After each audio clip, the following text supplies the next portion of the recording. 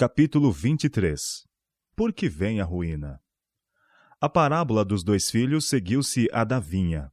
Numa, Cristo expôs aos mestres judeus a importância da obediência. Na outra, apontou as ricas bênçãos concedidas a Israel. E nestas, mostra o reclamo de Deus à sua obediência. Apresentou-lhes a glória do propósito de Deus, que pela obediência poderiam ter cumprido. Removendo o véu do futuro, mostrou como, pela omissão de cumprir seu propósito, toda a nação estava perdendo as bênçãos e acarretando ruína sobre si. Houve um homem, pai de família, disse Cristo, que plantou uma vinha e circundou-a de um valado e construiu nela um lagar e edificou uma torre e arrendou-a a uns lavradores e ausentou-se para longe. O profeta Isaías faz uma descrição dessa vinha. Agora cantarei ao meu amado o cântico do meu querido a respeito da sua vinha. O meu amado tem uma vinha no outeiro fértil, e a cercou, e a limpou das pedras, e a plantou de excelentes vides. E edificou no meio dela uma torre, e também construiu nela um lagar, e esperava que desse uvas, mas deu uvas bravas. Isaías capítulo 5, versos 1 e 2. O lavrador escolhe um pedaço de terra no deserto, cerca, limpa, lavra e planta-o de vides seletas, antecipando rica colheita. Espera que esse pedaço de terra, por sua superioridade ao deserto inculto, o honre pelos resultados de seu cuidado e labor. Assim Deus escolheu um povo do mundo para ser instruído e educado por Cristo. Diz o profeta: a vinha do Senhor dos Exércitos é a casa de Israel, e os homens de Judá são a planta das suas delícias. Isaías capítulo 5, verso 7. A este povo outorgou Deus grandes privilégios, abençoando ricamente com sua profusa bondade. Esperava que o honrassem produzindo frutos. Deveriam revelar os princípios de seu reino.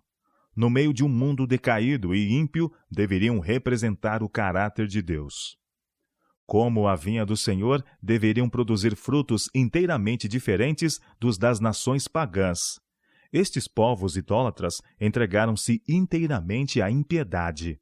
Violência e crime, avareza e opressão e as práticas mais corruptas eram permitidas sem restrições. Iniquidade, degradação e miséria eram frutos da árvore corrupta.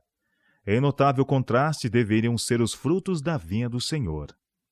Tinha a nação judaica o privilégio de representar o caráter de Deus como fora revelado a Moisés. Em resposta à súplica de Moisés, rogo-te que me mostre a tua glória, o Senhor lhe prometeu: farei passar toda a minha bondade por diante de ti. Êxodo capítulo 33, versos 18 e 19. Passando, pois, o Senhor perante a sua face, clamou: Jeová, o Senhor, Deus misericordioso e piedoso, tardio em iras e grande em beneficência e verdade, que guarda a beneficência em milhares, que perdoa a iniquidade e a transgressão e o pecado. Êxodo capítulo 34, versos 6 e 7. Este era o fruto que Deus desejava receber de seu povo. Na pureza do caráter, na santidade da vida, na misericórdia e amor e compaixão, deveriam mostrar que a lei do Senhor é perfeita e refrigera a alma. Salmo 19, verso 7. Pela nação judaica era o propósito de Deus comunicar ricas bênçãos a todos os povos. Por Israel, devia ser preparado o caminho para a difusão de sua luz a todo o mundo. Por seguirem práticas corruptas, perderam as nações da terra o conhecimento de Deus. Contudo, em sua misericórdia, não as destruiu. Planejava dar-lhes a oportunidade de conhecê-lo por intermédio de sua igreja. Tinha em vista que os princípios revelados por seu povo seriam o meio de restaurar no homem a imagem moral de Deus. Para o cumprimento deste propósito, foi que Deus chamou Abraão dentre seus parentes idólatras. Ele mandou habitar na terra de Canaã. E far-te-ei uma grande nação, disse, e abençoar-te-ei e engrandecerei o teu nome, e tu serás uma bênção. Gênesis capítulo 12, verso 2. Os descendentes de Abraão, Jacó e sua posteridade foram levados ao Egito para que no meio daquela grande e ímpia nação revelassem os princípios do reino de Deus. A integridade de José e sua maravilhosa obra em preservar a vida de todo o povo egípcio era uma representação da vida de Cristo. Moisés e muitos outros eram testemunhas de Deus. Tirando Israel do Egito, o Senhor novamente mostrou seu poder e misericórdia. Suas maravilhosas obras no livramento da escravidão e seu modo de proceder para com eles em suas peregrinações pelo deserto não eram somente para seu próprio benefício.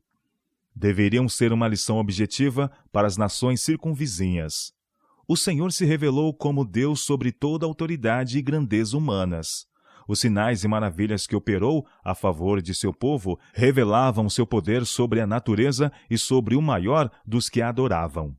Deus passou pelo altivo Egito, como passará nos últimos dias por toda a terra. Com fogo e tempestade, terremoto e morte, o grande Eu Sou livrou seu povo. Tirou-os da terra da escravidão. Conduziu-os através daquele grande e terrível deserto de serpentes ardentes e de escorpiões e de secura. Deuteronômio capítulo 8, verso 15. Fez sair água para eles da rocha do Seixal e alimentou-os com trigo do céu. Salmo 78, verso 24. Porque, disse Moisés, a porção do Senhor é o seu povo. Jacó é a corda da sua herança. Achou-o na terra do deserto e num ermo solitário e cheio de uivos. Trouxe ao redor, instruiu-o, guardou-o como a menina do seu olho. Como a águia desperta ao seu ninho, se move sobre os seus filhos, estende as suas asas, toma-os e leva-os sobre as suas asas, assim só o Senhor o guiou, e não havia com eles Deus estranho. Deuteronômio capítulo 32, versos 9 a 12. Deste modo atraiu-os a si para que habitassem sob a sombra do Altíssimo. Cristo era o guia dos filhos de Israel em suas peregrinações no deserto. Envolto na coluna de nuvem durante o dia e na de fogo durante a noite, os conduziu e guiou. Preservou-os dos perigos do deserto, levou-os à terra da promessa, e diante de todas as nações que não conheciam a Deus, estabeleceu Israel como sua possessão peculiar, a vinha do Senhor. A este povo foram confiados os oráculos de Deus. Eram circunvalados pelos preceitos de sua lei, os eternos princípios de verdade, justiça e pureza. A obediência a estes princípios devia ser sua proteção, pois os salvariam de se destruírem por práticas pecaminosas. E como a torre na vinha, Deus colocou no meio da sua terra seu santo templo. Cristo era o instrutor. Como estivera com eles no deserto, assim também continuaria a ser o mestre e guia. No tabernáculo e no templo, sua glória habitava no santo Shequiná sobre o propiciatório. Em favor deles, manifestou constantemente as riquezas de seu amor e paciência. Deus desejava fazer do povo de Israel um louvor e glória. Todos os privilégios espirituais lhes foram concedidos. Deus nada reteve que pudesse ser útil para a formação do caráter que os tornaria representantes seus. Sua obediência à lei de Deus os tornaria uma maravilha de prosperidade ante as nações do mundo. Ele, que lhes podia dar sabedoria e perícia em todo o artifício, continuaria a ser seu mestre e os enobreceria e elevaria pela obediência às suas leis. Se fossem obedientes, seriam preservados das enfermidades que afligiam outras nações e abençoados com vigor intelectual. A glória de Deus, sua majestade e poder deveriam ser revelados em toda a sua prosperidade. Deveriam ser um reino de sacerdotes e príncipes. Deus lhes proveu toda a possibilidade de se tornarem a maior nação da terra. De modo definitivo, mediante Moisés, apresentou-lhes Cristo o propósito de Deus e esclareceu-lhes as condições de sua prosperidade. Povo santo, és ao Senhor teu Deus, disse ele. O Senhor teu Deus te escolheu para que lhe fosses o seu povo próprio, de todos os povos que sobre a terra há. Saberás, pois, que o Senhor teu Deus é Deus, o Deus fiel, que guarda o conserto e a misericórdia até 1000 gerações aos que o amam e guardam os seus mandamentos. Guarda, pois, os mandamentos e os estatutos e os juízos que hoje te mando fazer. Será, pois, que ouvindo estes juízos, os guardardes e fizerdes, O Senhor teu Deus te guardará o conserto e a beneficência que jurou a teus pais, e amar-te-á e abençoar-te-á, e te fará multiplicar, e abençoará o fruto do seu ventre, o fruto da sua terra, o teu grão, e o teu mosto, e o teu azeite, e a criação das tuas vacas, e o rebanho do teu gado miúdo, na terra que jurou a teus pais dar-te. Bendito serás mais do que todos os povos. E o Senhor de ti desviará toda a enfermidade. Sobre ti não porá nenhuma das más doenças dos egípcios, que bem sabes. Deuteronômio capítulo 7, versos 6 e 9, e versos 11 a 15. Se guardassem os mandamentos, Deus lhes prometeu dar o mais belo trigo e tirar-lhes mel da rocha. Com longa vida, os havia de satisfazer e havia de mostrar-lhes sua salvação. Por desobediência a Deus, Adão e Eva perderam o Éden, e por causa do pecado, toda a terra foi amaldiçoada. Mas, se o povo de Deus seguisse as instruções, sua terra seria restaurada à fertilidade e beleza. Deus mesmo lhes dera ensinos quanto à cultura do solo, e deveriam cooperar em sua restauração. Assim, toda a terra, sob a direção de Deus, se tornaria uma lição objetiva da verdade espiritual. Assim como, em obediência às leis naturais, a terra deve produzir seus tesouros, da mesma forma como, em obediência à sua lei moral, o coração do povo deveria refletir os atributos de seu caráter. Até os pagãos reconheceriam a superioridade dos que servem e adoram o Deus vivo.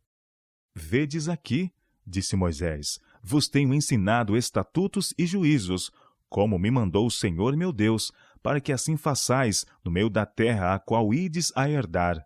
Guardai-os, pois, e fazei-os, porque esta será a vossa sabedoria e o vosso entendimento perante os olhos dos povos, que ouvirão todos estes estatutos e dirão: este grande povo só é gente sábia e entendida.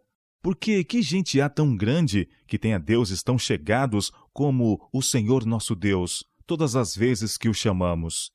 E que gente há tão grande que tenha estatutos e juízos tão justos como toda esta lei que hoje dou perante vós? Deuteronômio capítulo 4, versos 5 a 8. O povo de Israel deveria ocupar todo o território que Deus lhes designara. As nações que rejeitassem o culto ou o serviço do verdadeiro Deus deveriam ser desapossadas. Era propósito de Deus, porém, que pela revelação de seu caráter por meio de Israel, os homens fossem atraídos a ele. O convite do Evangelho deveria ser transmitido a todo o mundo. Pela lição do sacrifício simbólico, Cristo deveria ser exaltado perante as nações, e todos os que o olhassem viveriam. Todos os que, como Raabe, a cananeia, e Rute, a moabita, se volvessem da idolatria ao culto do verdadeiro Deus, deveriam unir-se ao povo escolhido. Quando o número de Israel aumentasse, deveriam ampliar os limites até que seu reino abarcasse o mundo. Deus desejava trazer todos os povos sob seu governo misericordioso. Desejava que a terra se enchesse de alegria e paz. Criou o homem para a felicidade e anseia encher da paz do céu o coração humano. Anela que as famílias da terra sejam um tipo da grande família do céu. Israel, porém, não cumpriu o propósito de Deus. O Senhor declarou: eu mesmo te plantei por vide excelente, uma semente inteiramente fiel. Como, pois, te tornasse para mim uma planta degenerada de vide estranha? Jeremias capítulo 2, verso 21.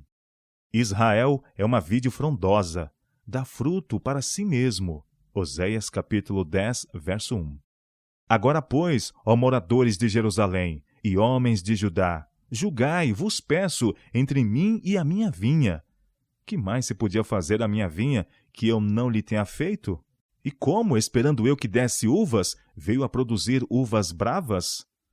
Agora, pois, vos farei saber o que eu hei de fazer à minha vinha. Tirarei a sua sebe, para que sirva de pasto, derribarei a sua parede, para que seja pisada, e a tornarei em deserto. Não será podada, nem cavada, mas crescerão nela sarças e espinheiros, e as nuvens darei ordem que não derramem chuva sobre ela, porque esperou que exercessem juízo, e eis aqui opressão, justiça, e eis aqui clamor. Isaías capítulo 5, versos 3 a 7. Por intermédio de Moisés, o Senhor expôs ao povo as consequências da infidelidade. Recusando guardar seu pacto, segregar-se-iam da vida de Deus, e suas bênçãos não poderiam descer sobre eles. Guarda-te, disse Moisés, para que te não esqueças do Senhor teu Deus, não guardando os seus mandamentos e os seus juízos e os seus estatutos que hoje te ordeno, para que, porventura, havendo tu comido e estando farto, e havendo edificado boas casas, e habitando-as, e se tiverem aumentado as tuas vacas e as tuas ovelhas, e se acrescentar a prata e o ouro, e se multiplicar tudo quanto tens, não se eleve o teu coração, e te esqueças do Senhor teu Deus. E digas no teu coração: a minha força e a fortaleza do meu braço me adquiriu este poder. Será, porém, que, se de qualquer sorte te esqueceres do Senhor teu Deus, e se ouvires outros deuses, e os servires, e te inclinares perante eles, hoje eu protesto contra vós, que certamente perecereis. Como as gentes que o Senhor destruiu diante de vós, assim vós perecereis, porquanto não quisestes obedecer à voz do Senhor vosso Deus. Deuteronômio capítulo 8, versos 11 a 14, versos 17, 19 e 20. A advertência não foi atendida pelo povo judeu. Esqueceram-se de Deus e perderam de vista o alto privilégio de representantes seus. As bênçãos que receberam não reverteram em bênçãos para o mundo. Todas as prerrogativas foram usadas para a glorificação própria. Roubaram a Deus do serviço que deles requeria, e roubaram a seus semelhantes a direção religiosa e o santo exemplo.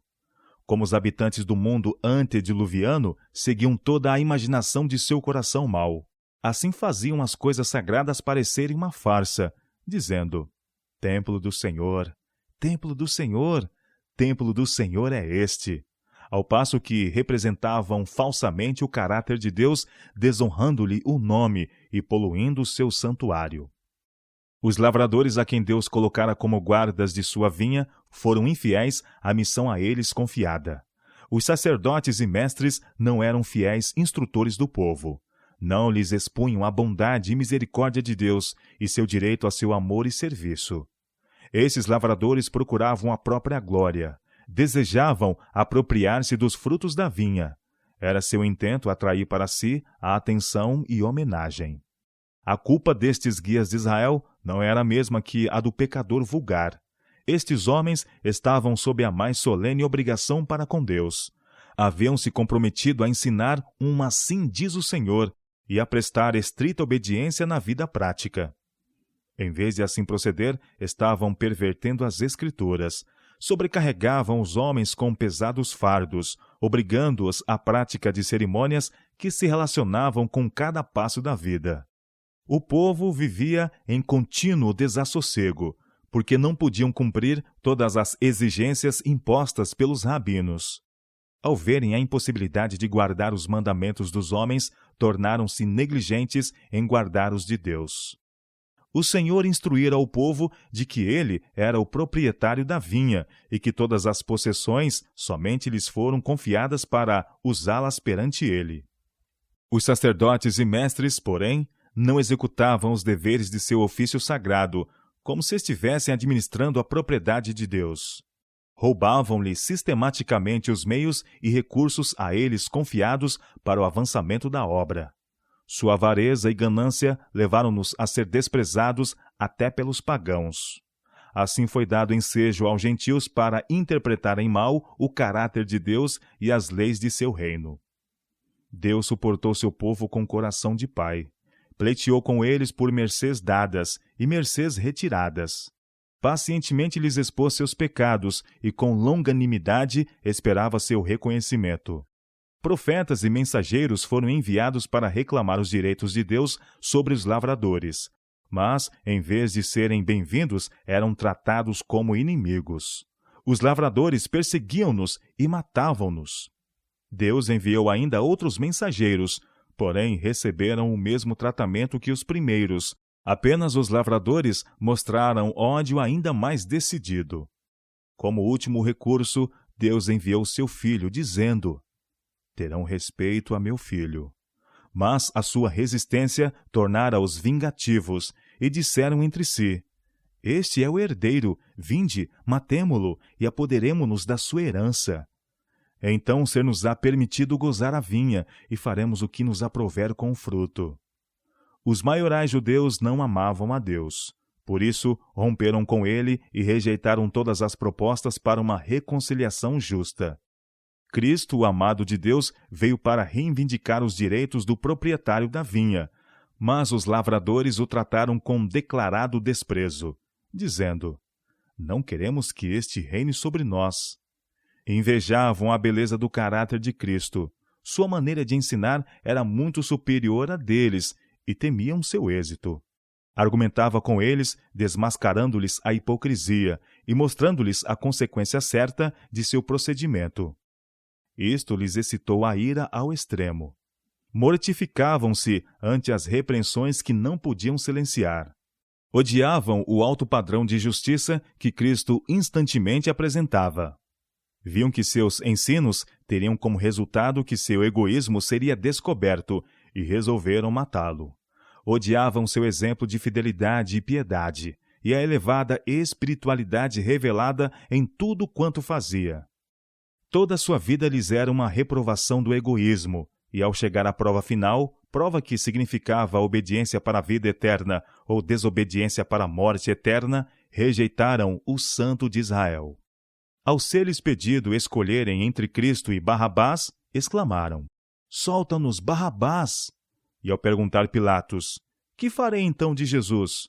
Gritaram: Seja crucificado! Hei de crucificar o vosso rei? Interrogou Pilatos. E dos sacerdotes e maiorais veio a resposta: Não temos rei, senão o César. Ao lavar Pilatos as mãos, dizendo: Estou inocente do sangue deste justo, os sacerdotes uniram-se à apaixonada declaração da turba ignorante: O seu sangue caia sobre nós e sobre nossos filhos. Lucas capítulo 28, verso 18, Mateus capítulo 27, verso 22, João capítulo 19, verso 15 e Mateus capítulo 27, versos 24 e 25. Deste modo, os guias judeus fizeram a escolha. Sua decisão foi registrada no livro que João viu na mão daquele que estava assentado no trono, no livro que ninguém podia abrir. Esta decisão lhe será apresentada em todo o seu caráter reivindicativo naquele dia em que o livro há de ser descelado pelo leão da tribo de Judá. O povo judeu acariciava a ideia de que eram os favoritos do céu e seriam sempre exaltados como a Igreja de Deus. Eram filhos de Abraão, declaravam, e o fundamento de sua prosperidade parecia-lhes tão firme que desafiavam terra e céu para desapossá-los de seus direitos. Por sua conduta infiel, porém, estavam se preparando para a condenação do céu e separação de Deus. Na parábola da vinha, depois de retratar aos sacerdotes o ato culminante de sua impiedade, Cristo lhes fez a pergunta: Quando, pois, vier o Senhor da vinha, que fará aqueles lavradores? Os sacerdotes acompanhavam com profundo interesse a narrativa e, sem considerar sua relação com o tema, uniram-se à resposta do povo. Dará afrontosa morte aos maus e arrendará a vinha a outros lavradores, que a seu tempo lhe deem os frutos. Inconscientemente, pronunciaram sua própria condenação. Jesus mirou-os, e sob seu olhar esquadrinhador, sabiam que lhes lia os segredos do coração. Sua divindade lampejava diante deles com poder inconfundível. Viram nos lavradores seu próprio retrato e exclamaram involuntariamente: Assim não seja.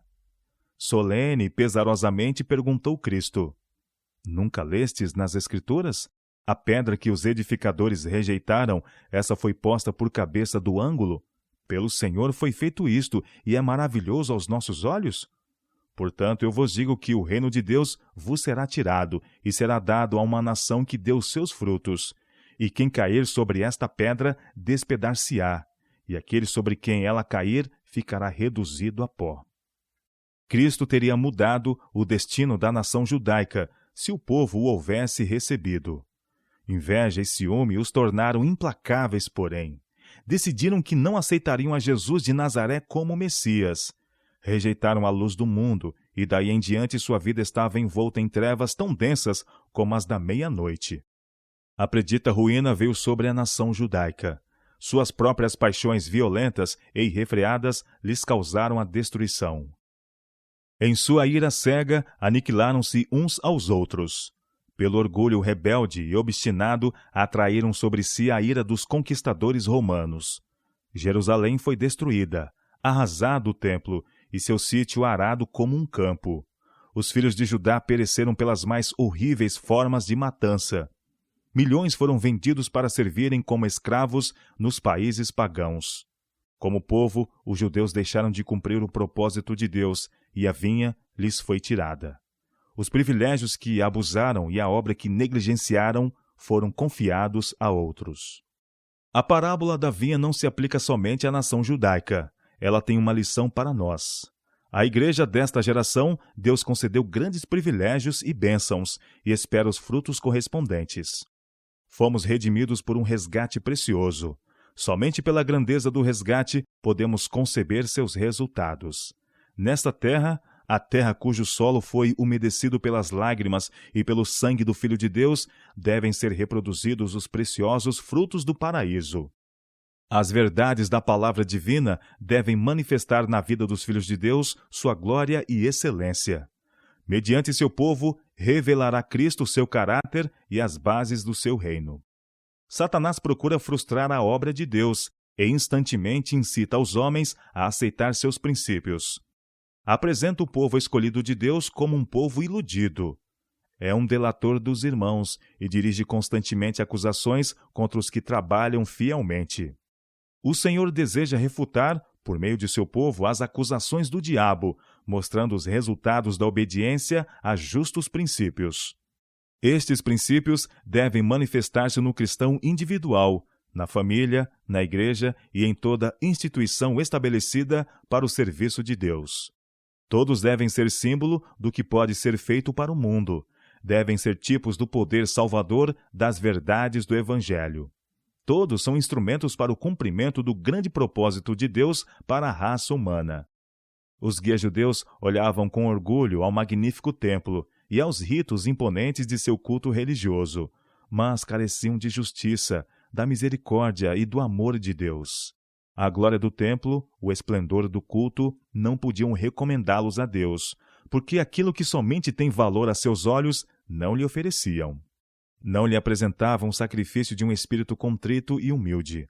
Quando se perdem os princípios vitais do reino de Deus, é que as cerimônias se tornam múltiplas e extravagantes. Quando a edificação do caráter é negligenciada, quando falta o adorno da alma, quando se perde de vista a simplicidade da devoção, é que o orgulho e amor à ostentação exigem templos magníficos, adornos valiosos e cerimônias pomposas. Deus não é honrado por nada disso, porém. Não lhe é aceitável uma religião da moda, que consiste em cerimônias, pretensão e ostentação. Em cultos tais, os mensageiros celestes não tomam parte. A igreja é muito preciosa aos olhos de Deus. Ele não a avalia por suas prerrogativas exteriores, mas pela sincera piedade que a distingue do mundo. Estima-a segundo o crescimento dos membros no conhecimento de Cristo, segundo o progresso na experiência espiritual. Cristo anseia receber de sua vinha os frutos da santidade e desinteresse. Espera os princípios de amor e benignidade. Toda a beleza da arte não pode ser comparada à do temperamento e caráter que devem ser revelados nos representantes de Cristo. A atmosfera de graça que circunda a alma do crente, o Espírito Santo que opera na mente e no coração, é que o faz um cheiro de vida para a vida e faculta a Deus o abençoar sua obra. Uma congregação pode ser a mais pobre da terra, pode não ter atrativo algum de pompa exterior, mas se os membros possuírem os princípios do caráter de Cristo, terão seu gozo na alma. Os anjos unir-se-ão a eles na adoração. O louvor e ação de graças de corações reconhecidos ascenderão a Deus como suave oferenda. O Senhor deseja que façamos menção de sua bondade e falemos de seu poder. É honrado pela expressão de louvores e ações de graça. Diz: aquele que oferece sacrifício de louvor me glorificará. Salmo 50, verso 23. Quando jornadeava pelo deserto, o povo de Israel louvava a Deus com cânticos sacros. Os mandamentos e promessas de Deus eram postos em música, e durante toda a viagem cantavam-nos os viajores peregrinos. E em Canaã, quando se congregassem nas festas sagradas, as maravilhosas obras de Deus deviam ser relembradas e oferecidas ações de graças ao seu nome. Deus desejava que toda a vida de seu povo fosse uma vida de louvor. Assim, seu caminho deveria tornar-se conhecido na terra e em todas as nações a sua salvação. Salmo 67, verso 2. Assim deve ser agora. O povo do mundo está adorando deuses falsos. Devem ser desviados do falso culto, não por ouvir denúncia contra seus ídolos, mas vendo alguma coisa melhor. A bondade de Deus deve tornar-se notória. Vós sois as minhas testemunhas, diz o Senhor. Eu sou Deus. Isaías capítulo 43, verso 12. O Senhor deseja que apreciemos o grande plano da redenção, reconheçamos o alto privilégio como filhos de Deus e andemos perante Ele em obediência e com ações de graças. Deseja que o sirvamos em novidade de vida, com alegria diária.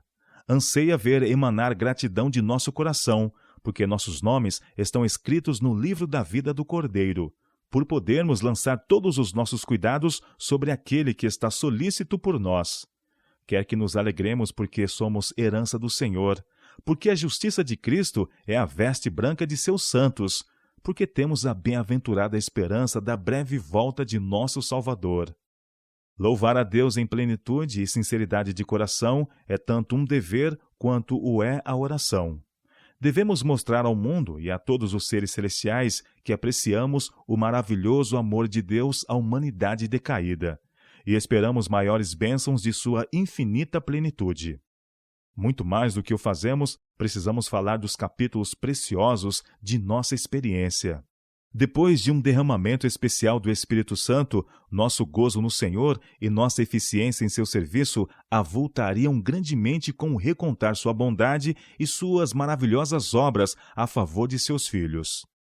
Essas práticas reprimem o poder de Satanás, expelem o espírito de murmuração e queixa, e o tentador perde terreno. Cultivam aqueles atributos de caráter que habilitarão os moradores da terra para as mansões celestes. Um tal testemunho terá influência sobre outros. Não pode ser empregado o meio mais eficaz de conquistar almas para Cristo.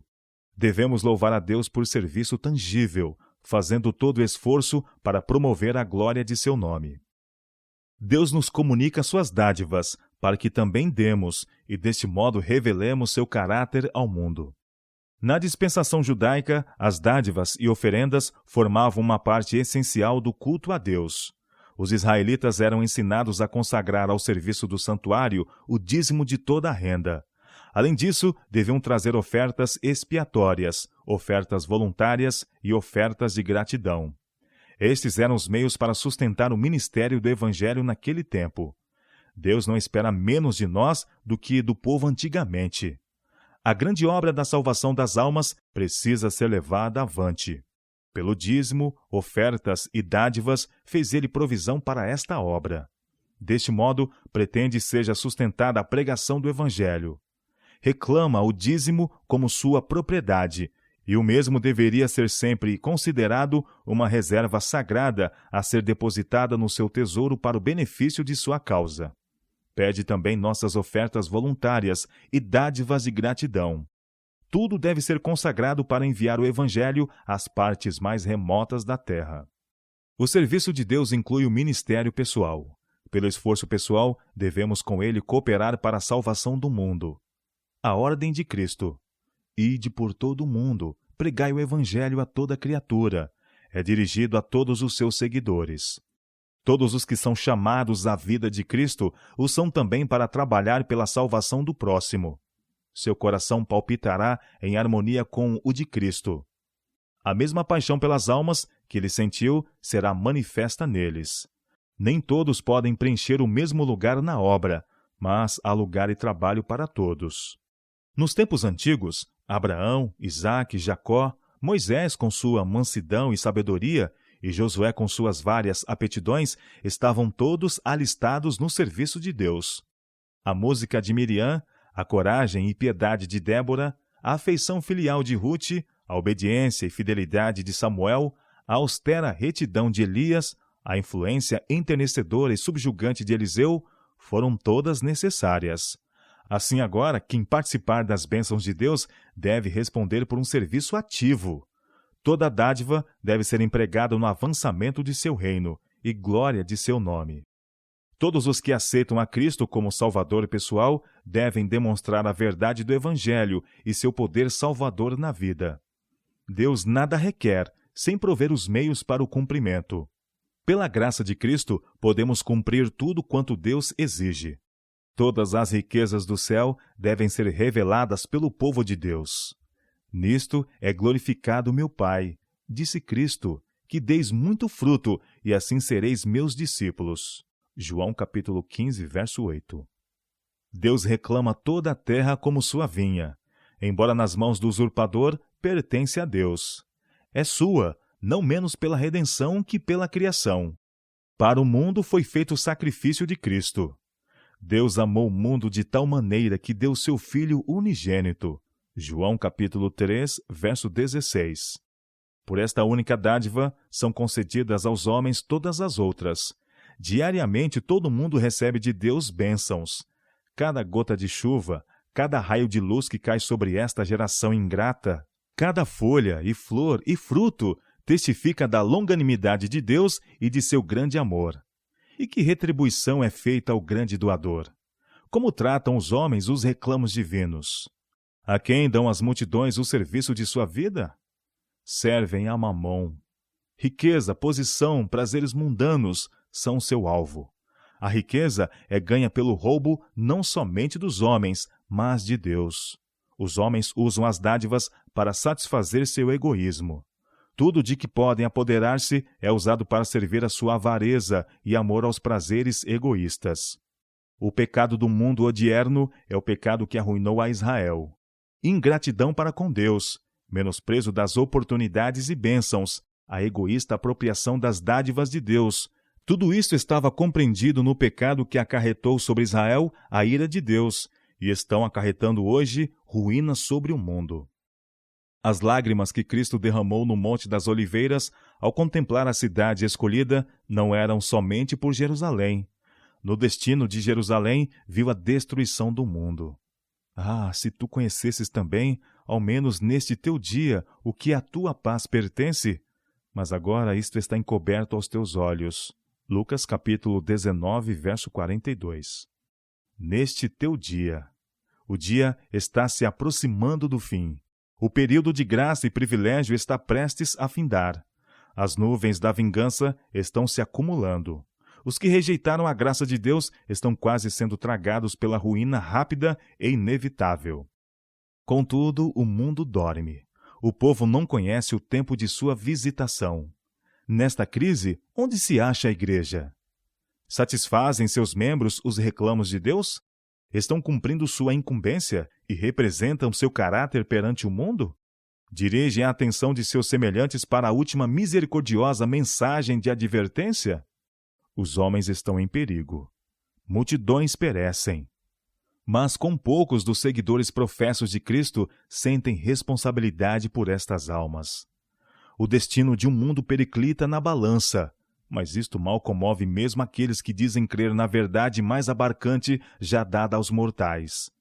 Há uma carência daquele amor que induziu Cristo a deixar seu lar celeste e assumir a natureza humana, para que a humanidade tocasse a humanidade e atraísse a divindade. Há um estupor, uma paralisia sobre o povo de Deus que o impede de compreender o dever do momento. Quando os israelitas entraram em Canaã, não cumpriram o propósito de Deus, apossando-se de toda a terra. Depois de fazer conquista parcial, assentaram-se para gozar o fruto das vitórias. Na incredulidade e amor à comodidade, congregaram-se na parte já conquistada, em vez de avançar para ocupar novos territórios. Deste modo, começaram a alienar-se de Deus. Por haverem deixado de executar seu propósito, tornaram-lhe impossível cumprir as promessas de bênção. Não está fazendo o mesmo a igreja odierna? Com todo o mundo diante de si, Cristãos professos, necessitados do Evangelho, congregam-se onde podem gozar os privilégios do mesmo. Não sentem a necessidade de ocupar novos territórios, levando a mensagem da salvação às regiões longínquas. Recusam cumprir o mandado de Cristo. Ide por todo o mundo, pregai o Evangelho a toda criatura. Marcos capítulo 16, verso 15. São menos culpados que a igreja judaica? Os pretensos seguidores de Cristo estão em prova diante de todo o universo celeste, mas a sua frieza de zelo e languidez de esforços no serviço de Deus timbra-os de infiéis. Se o que fazem fosse o melhor que poderiam haver feito, sobre eles não pairaria condenação. Mas se seu coração estivesse dedicado à obra, poderiam fazer muito mais. Sabem, e o mundo também, que em alto grau perderam o espírito de abnegação e de carregar a cruz. Junto ao nome de muitos será escrito nos livros do céu: não produtores, porém consumidores. Por muitos que levam o nome de Cristo, é obscurecida sua glória, sua beleza toldada, retida sua honra. Muitos há cujos nomes estão nos livros da igreja, mas não sob o governo de Cristo. Não lhe ouvem as instruções, nem fazem sua obra. Por isto, estão sob o domínio do inimigo.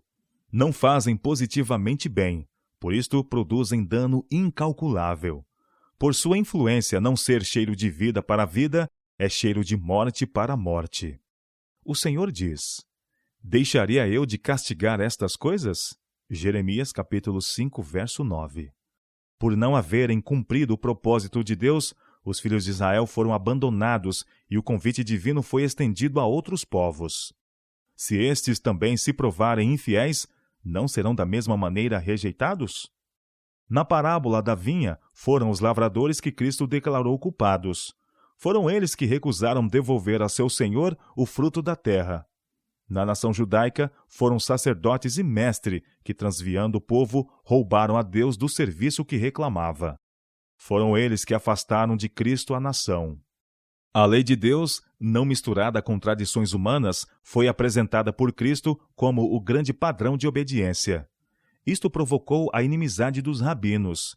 Tinham colocado ensinos humanos acima da palavra de Deus, e de seus preceitos desviaram o povo. Não quiseram ceder seus próprios mandamentos para obedecer às reivindicações da palavra de Deus. Ao amor da verdade, não quiseram sacrificar o orgulho da razão, nem o louvor dos homens. Quando Cristo veio, apresentando à nação as reivindicações de Deus, os sacerdotes e anciãos lhe negaram o direito de se interpor entre eles e o povo. Não lhe quiseram aceitar as reprovações e advertências, e propuseram-se a contra ele instigar o povo e conseguir sua morte. Eram responsáveis pela rejeição de Cristo e os resultados que se seguiram. O pecado e a ruína de todo o povo foram devidos aos guias religiosos. Em nossos dias não operam as mesmas influências? Dentre os lavradores da vinha do Senhor, não estão muitos seguindo os passos dos guias judeus? Não estão mestres religiosos desviando os homens dos claros reclamos da palavra de Deus? Em vez de educá-los na obediência à lei de Deus, não os estão educando na transgressão? De muitos púlpitos das igrejas, o povo é ensinado que a lei de Deus não lhes é obrigatória. Exaltam-se tradições, ordenanças e costumes humanos. São alimentados o orgulho e a satisfação própria pelas dádivas de Deus, ao passo que seus direitos são ignorados. Pondo de lado a lei divina, não sabem os homens o que estão fazendo. A lei de Deus é a expressão de seu caráter. Nela estão contidos os princípios de seu reino. Quem recusa aceitar estes princípios está se excluindo do conduto por onde fluem as bênçãos de Deus. As gloriosas possibilidades apresentadas a Israel só podem ser realizadas pela obediência aos mandamentos de Deus. A mesma elevação de caráter, a mesma plenitude de bênçãos, bênção no espírito, alma e corpo, bênção na casa e no campo, bênção para esta vida e para a vindoura, somente é possível pela obediência. No mundo espiritual como no natural, obediência às leis de Deus é condição para a produção de frutos. E quando se ensina ao povo a desrespeitar os mandamentos de Deus, impede-se que produzam frutos para a sua glória. são culpados de privar o Senhor dos frutos de sua vinha. Os mensageiros de Deus vêm a nós sob as ordens do Mestre. Vêm, como Cristo fez, requerendo obediência à palavra de Deus. Apresenta a ele seus direitos aos frutos da vinha, os frutos de amor, humildade e serviço abnegado. Como os guias judeus não são excitados à ira muitos dos lavradores da vinha? Quando são expostas ao povo as reivindicações da lei de Deus, não usam estes mestres sua influência para induzir os homens a rejeitá-la? A tais mestres, Deus chama servos inúteis. As palavras de Deus ao antigo Israel encerram uma advertência solene para a igreja odierna e seus guias. De Israel, diz o Senhor: escrevi para eles as grandezas da minha lei, mas isso é para ele como coisa estranha. Oséias capítulo 8, verso 12. E aos sacerdotes e mestres declara: o meu povo foi destruído, porque lhe faltou o conhecimento. Porque tu rejeitaste o conhecimento, também eu te rejeitarei. Visto que esqueceste da lei do teu Deus, também eu me esquecerei de teus filhos. Oséias capítulo 4, verso 6. Permanecerão desatendidas as advertências divinas? Continuarão desaproveitadas as oportunidades para o serviço? Serão os professos seguidores de Cristo impedidos de servi-lo pelo escárnio do mundo, o orgulho da razão, a conformação aos costumes e tradições humanos? Rejeitarão a palavra de Deus como os guias judeus rejeitaram a Cristo? A consequência do pecado de Israel está perante nós. Aceitará a igreja odierna a advertência?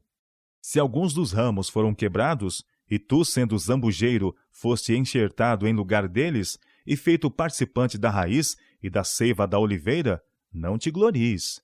Pela sua incredulidade foram quebrados, e tu estás em pé pela fé. Então não te ensoberbeças, mas teme. Porque se Deus não poupou os ramos naturais, teme que te não poupe a ti também. Romanos capítulo 11, versos 17 a 21.